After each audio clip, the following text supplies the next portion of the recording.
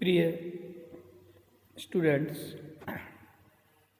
जीजीटीयू बांसवाड़ा के द्वितीय वर्ष कला के हिंदी साहित्य प्रश्न पत्र 1 में संकलित कवि केशवदास के काव्य की समीक्षा व्याख्या हम इस वीडियो में विभिन्न भागों में करेंगे। मैं professor Madan Lal Khatri, associate professor Hindi, वीरबाला Kalibai राजकीय कन्या महाविद्यालय डूंगरपुर। केशवदास ने जो राम कथा लिखी है वह रामचंद्रिका के नाम से जानी जाती है। रामचंद्रिका अपने आप में काव्य कला का अद्भुत नमूना है। स्वयं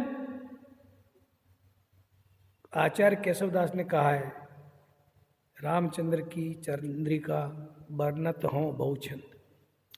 छंदों का अजायब घर कहा गया है इसे। लगभग सारे छंद और रीति ग्रंथ के हिसाब से, रीति ग्रंथ तो नहीं है ये, पर रीति ग्रंथ के हिसाब से काव्य चमत्कृति के सारे उदाहरण इस रामचंद्रिका महाकाव्य में मिल जाते हैं।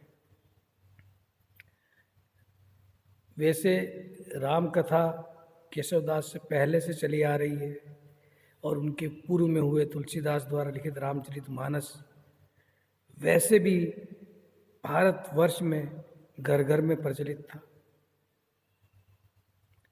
और राम कथा को फिर कुछ विशेष न हो, उसके अंदर प्रासंगिकता ना हो तो लिखना व्यर्थ था।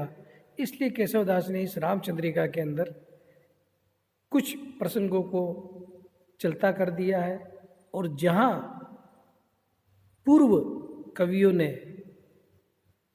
विशेष ध्यान नहीं दिया, ऐसे प्रसंगों को इन्होंने बहुत मार्मिक चित्रण किया है। यानी एक तरह से यह साहित्यिक दृष्टि से पूर्व कवियों के काव्य को परिपूर्ण करने में सहायता करती है रामचंद्रिका या रामचंद्रिका महाकाव्य। शुरुआत मंगलाचरण से की है कवि ने। मंगलाचरण में 3 देवताओं की स्तुति की है, गणेश वंदना, सरस्वती वंदना और राम वंदना। चूँकि राम काव्य है तो राम वंदना स्वाभाविक है और महाकाव्य के लक्षणों के अनुसार मंगलाचरण होना वैसे भी स्वाभाविक है और इन्होंने किया भी है। अब हम देखते हैं इनके काव्य को। इनके काव्य में अक्सर कुछ चीज़ें बड़ी क्लिष्ट और दुरूह हैं समझने के लिए। जैसे जैसे आएंगे हमने अध्ययन करते समय तब हम उसकी चर्चा करेंगे। कुछ अर्थों को लेने के लिए हमें बहुत मशक्कत करनी पड़ती है, तब जाके वे अर्थ की हमारे दिमाग में बैठते हैं कि कवि क्या कहना चाहता है। पहला जो मंगलाचरण का पद है वह है गणेश वंदना। गणेश वंदना में इन्होंने गणेश और बाल हाथी के बच्चे की तुलना की है। यानी हाथी का बच्चा जो है अटखेलिया करता है, खेल करता है, खेलता रहता है, ऐसे ही गणेश जी भी खेल में, यानी बड़ी सरलता से, खेल में का मतलब बड़ी सरलता से निम्न कार्य कर देते हैं, यानी अपने भक्तों का भला कर देते हैं। उसको इन्होंने विस्तार से बताया है और उनकी ऐसी उदारता के कारण सारे देवता आश्चर्यचकित होकर उनकी ओर देखते हैं। अब पद को थोड़ा गहराई से पढ़ते हैं। बालक मृणालिनी जो तोरी डारे सब काल। हाथी का बच्चा मृणालिनी, कमलिनी की शाखा को, तने को या कमलिनी को खेलते खेलते तोड़ डालता है, उसी तरह कठिन कराल क्यों अकाल दी दुख। कमलिनी तो तालाबों में होती है और छोटी छोटी होती है, और हाथी भी अक्सर तालाबों में या पानी में नहाते देखे जाते हैं। तो जिस तरह से बच्चा पद्मिनी के मतलब तोड़ता है पद्मिनी को, उसी तरह गणेश जी भी, बाल गणेश भी कह सकते हो, गणेश भी अपने भक्तों के कठिन और आकस्मिक अकाल का अर्थ लिया आपने, कठिन कराल, भयंकर भी कह सकते हैं, कराल कठिन, भयंकर और आकस्मिक, बड़े दीर्घ, दी मतलब दीर्घ, बड़े बड़े दुखों को क्या करते हैं, दूर कर देते हैं। किस तरह दूर करते हैं? जिस तरह हाथी का बच्चा जो है मन्नाली को उखाड़ के फेंक देता है बड़ी आसानी से। विपत्ति हरत हटी पद्मिनी के पात से। बालक जो है हाथी का बच्चा, वह क्या करता है कि हठपूर्वक पद्मिनी के, कमलिनी के पत्तों को तोड़ देता है। वैसे ही श्री गणेश भी भक्तों की विपत्ति को हर लेते हैं। पंख जो पाताल पेली पठवे कलुष, कलुष परेशानियां, दुख दर्द, जो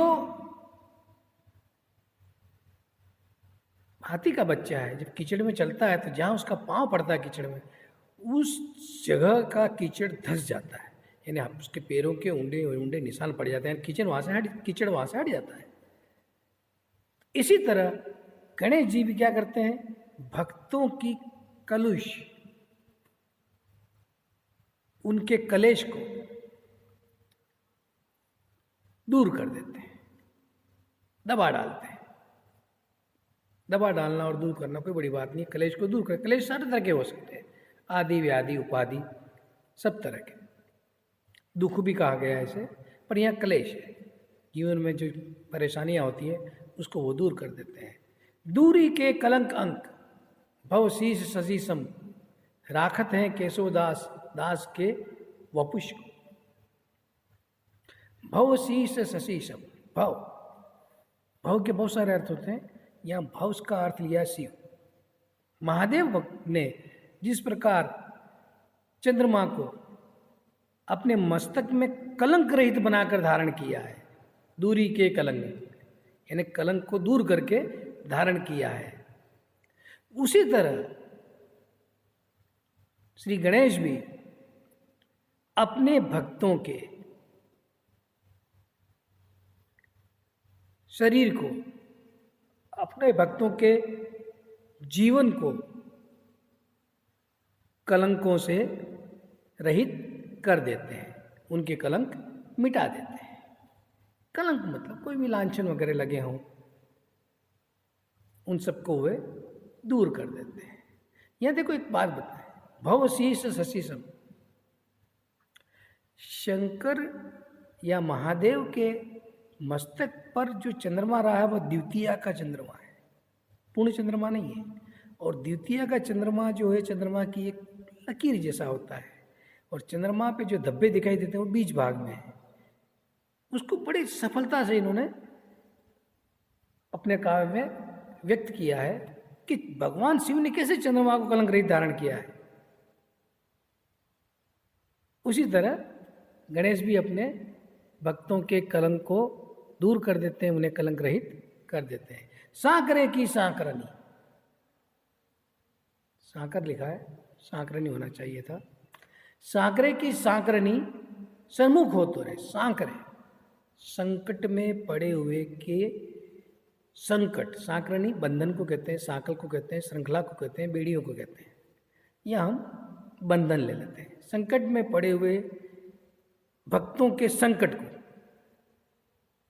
संकट भी ले सकते हैं।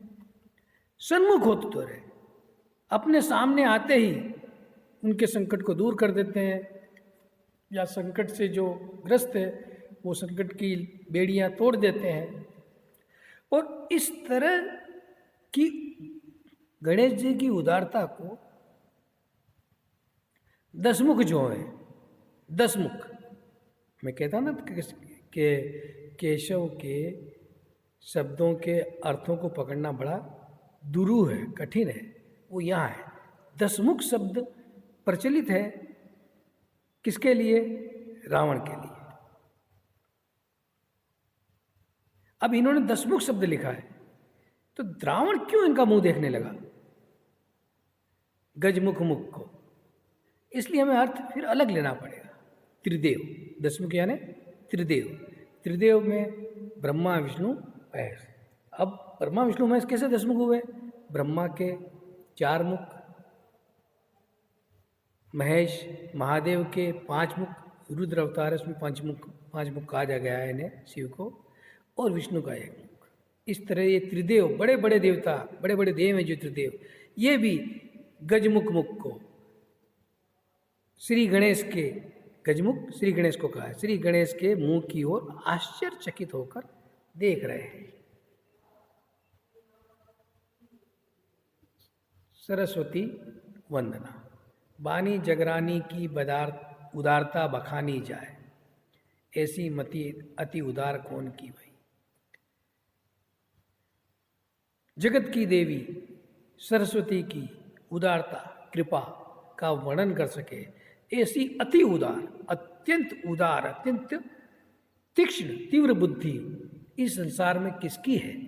कौन की भाई? इस संसार में किसकी है? मति में रस भी होना चाहिए। किसकी है?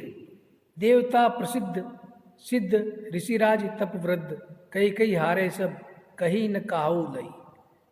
देवता प्रसिद्ध सिद्ध जिन्हें सिद्धि प्राप्त है, ऋषिराज बड़े बड़े ऋषि, तपवृद्ध तपोवृद्ध, सरस्वती का गुणगान करते करते थक गए, उनकी प्रशंसा करते करते थक गए, फिर भी उनका पूर्णतः गुणगान कोई नहीं कर सका, कोई न कोई गुण उनका छूट ही जाता है। भावी भूत वर्तमान जगत बखारते, भावी भूत वर्तमान, भूत कल भी लोगों ने वर्णन किया था, भूतकाल में भी, वर्तमान में भी लोग वर्णन कर रहे हैं सरस्वती का, और भविष्य में भी सरस्वती का गुणगान करेंगे या वर्णन करेंगे। संसार वर्णन करता रहता, करेगा, और करता रहा है और करता रहा था। केशवदास क्यों हूँ ना बखानी काहू पे गई। केशवदास कह रहे कि ये किसी से भी इनका संपूर्ण गुणगान या वर्णन या प्रशंसा नहीं की गई है। संपूर्ण इनकी कृपा जो उदारता है वो नहीं कर पाए, कुछ न कुछ तो छूट ही जाता है। पति बरने 4, सरस्वती को ब्रह्मा की पत्नी माना है। ब्रह्मा पति जो है अपने 4 मुखों से सरस्वती वंदना करते हैं, सरस्वती का गुणगान करते हैं। पुत्र बरने 5 मुख, पुत्र महादेव रुद्र अपने 5 मुखों से इनका वर्णन करता है, गुणगान करता है। नाती बरने 6 मुख, नाती इनका जो द्वैता है या यूँ समझो पौत्र है, वह कार्तिक है।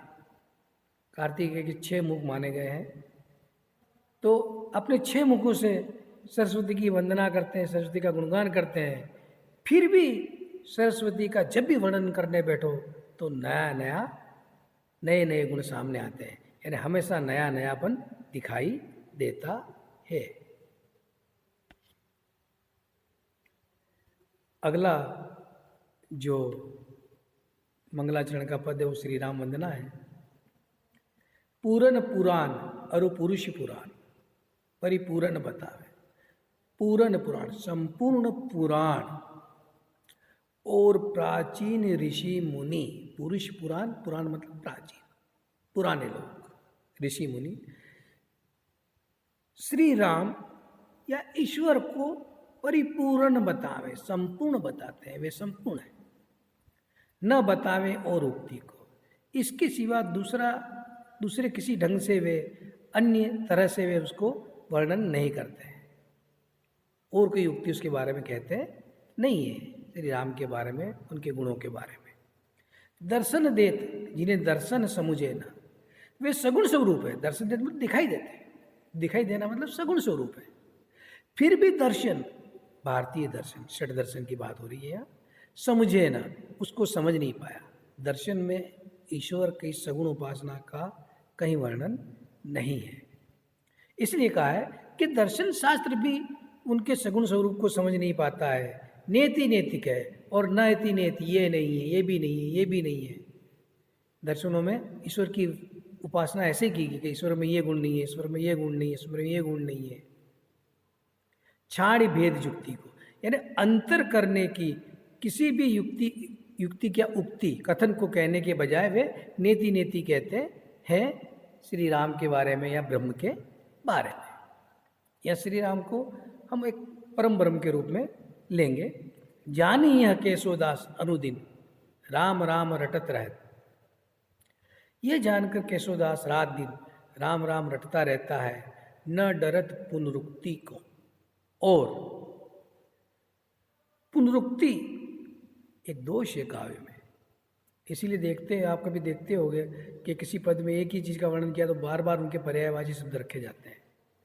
संज्ञा की जगह दोबारा अगर प्रयोग करना है तो सर्वनाम का प्रयोग किया जाता है, उसी नाम को बार बार संज्ञा को नहीं लिखा जाता। तो ये पुनरुक्ति दोष है।